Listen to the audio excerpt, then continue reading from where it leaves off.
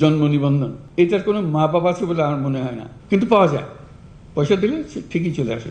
পয়সা দিলে যখন ঠিকই চলে আসে, তাহলে পয়সা না দিলেও আসার কথা। এই সিস্টেমটা আমরা করতে পারছি না কেন? অন্তহীন এই ভোগান্তিই যেন নিয়তি, জানেন সরকার প্রধানও। তাহলে সমাধান কি? চোখ ফেরানো যাক মাঠের চিত্রে।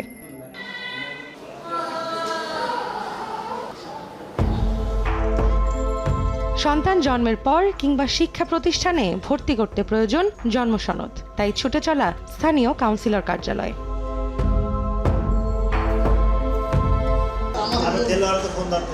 আমি কাউকে কোনো ভুল ঠিকানা দিই না। 5 আগস্টের পর কাউন্সিলর না থাকায় পাল্টেছে নিয়ম। তাই এ নিয়ে আর মাথা ব্যথা নেই কাউন্সিলরের দফতরের কর্তাদের।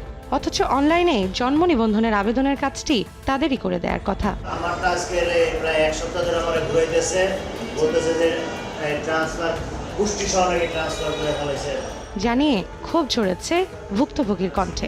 সবকিছু ওকে, খালি আঞ্চলিক নির্বাহী কর্মকর্তা সিগনেচার করে না, মানে সে নাইবিতে সিগনেচার করতে পারতেছে। একই টাইম ঢাকা 75টা ওয়ার্ডের বাদ সহকারী রেজিস্ট্রার সবগুলো একই দিনে ট্রান্সফার করবে। ওই বাদ সহকারী যদি মারা যায় তার সেইটা কি চলবে না? অভিযোগ রয়েছে এই কার্যালয়ে কর্মরত এক ব্যক্তির কাছে টাকা দেওয়ার পরও মেলেনি জন্ম সনদ। পরে সময় সংবাদকে সপ্তাহখানেকের ভোগান্তির কথা জানালেন ওই ভুক্তভোগী। দোকান থেকে ফিল আপ করে আসে এখানে আসছিলাম। আগে জানতাম যে এখানেই প্রসেসিং করে, তারপরে আমি এখানে আসার পরে ওনারা বললো যে না, ওনারা এখানে করে না। উনি যেটা আমাকে বললো যে যারা বাদ রেজিস্টার তাদের নাকি একযোগে ট্রান্সফার করা হয়েছে।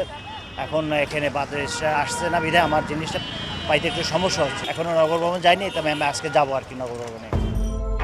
জন্ম সনদ পেতে এবার যাত্রা নগর ভবনে।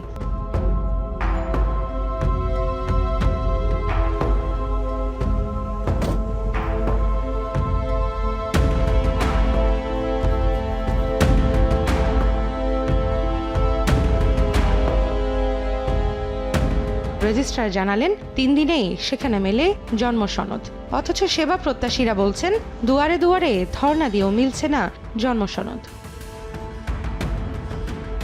আমরা 3 থেকে 4 কার্যদিবসের বেশি সময় একদমই নেই। কিছু কারেকশন ছিল, ওইটা সংশোধনের জন্য আসছি। কাগজ জমা দিচ্ছি 1 সপ্তাহ হচ্ছে। আমার বাসা হচ্ছে নোয়াখালী। জন্ম নিবন্ধন কার্ডে ভুল করে বয়ে রয়েছে। একজনে 10,000 টাকা চাইছে, এক উকিলে। এখানে আসছে একজনে 5,000 টাকা চাইছে, 2,000, কেউ 1,000, মানে একজনে এক রকমের কথা বলে। এগুলা দেখা গেছে আসলে হয়রানি করতেছে। এই ভোগান্তি শেষ কোথায় এমন প্রশ্নের উত্তর জানতে কয়েক দফা সময় চাইলেও জনসংযোগ কর্মকর্তার মাধ্যমে ব্যস্ততার অজুহাত দেখালেন ঢাকা দক্ষিণ সিটির নির্বাহী কর্মকর্তা।